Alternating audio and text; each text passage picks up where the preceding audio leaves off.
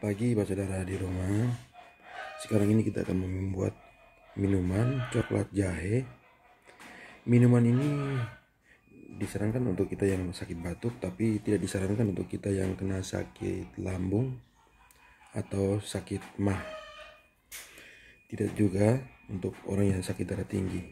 Yaitu campurannya adalah coklat hitam, jahe secukupnya, gula jahe, air panas. 3 larutan ini dicampur jadi satu, kemudian diaduk,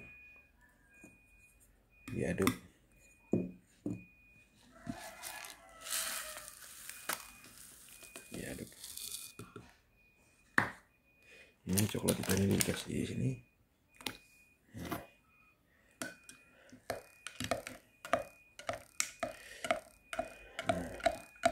Diaduk sampai cair.